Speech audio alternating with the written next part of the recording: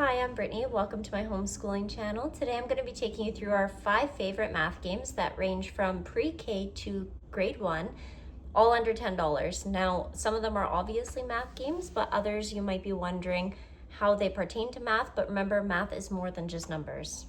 So the first one up is Dinosaur War.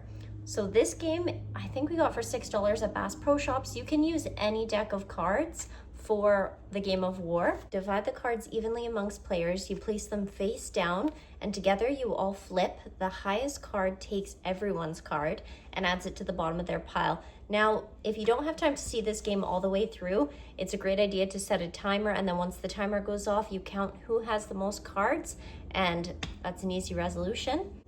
Simple, flexible, and still fun. And for this game, it's really good for number recognition from numbers 1 to 10, comparing numbers greater or less than or equals to, counting, and early division when you're divvying up the deck at the beginning of the game to make sure that all people have the same amount of cards. Now, as they start to get older, there's more mental math to it, where they're predicting odds, estimating who has more cards left, and starting to notice patterns like, oh, I've been getting high cards 5 times in a row.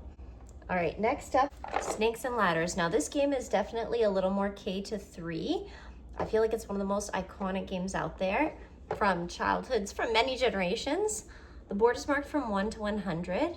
We got this one, I think, for $10 at Walmart, but I've also seen it at Dollarama.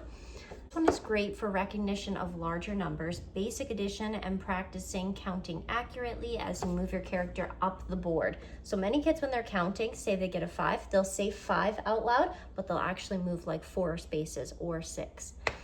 Now, this is a great game for practicing sequencing skills and understanding what comes next, before and after, as they make sure they're moving correctly up the board, because if they're going in the wrong direction, they will also be taking steps backwards. Now, you could also play this, instead of the spinner that it comes with, you could play it with multiple dice in order to add some extra addition in there for older kids. All right, here we have Full of Fruit. Now here you place the apples on the tree and you want to fill your basket. However, you can have birds or the little fox will come along, or you could spill your basket. This is really good for early learners. It's basic addition and subtraction. We absolutely love it. And I can even see my kids and I remaking a version of it with larger numbers in the future. It's a quick moving game and fun. As a parent, I don't even mind playing it. We got this one for $10 at Walmart. All right, let's go fishing. Each person gets a rod and you're essentially trying to catch the fish as they move around. Great for pre-K. When we play at the end, my son likes to sort it by color, as well as figuring out who has more or less of which color. And because I like to be on the more conservative side and not spend a lot of money when it comes to homeschooling, instead of purchasing manipulatives or math counters, we will often use random things from around the house, like these fish. I got this as an Amazon special for about $10 around Christmas time.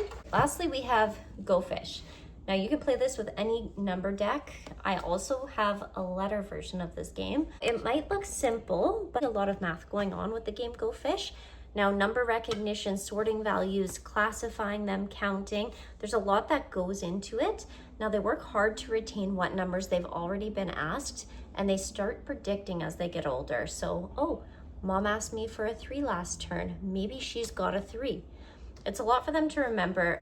At the end of the game, to figure out who's won, you count who has the most pairs. And as you're counting, you could be skip counting by 2s. Sometimes we'll even set ours up into a 10 frame and we'll count by 10s to see who's won. So lots of options there. Now, games go so far just beyond math. While playing, your child is practicing patience, regulation, taking turns, working with others, all while having fun and engaging with others.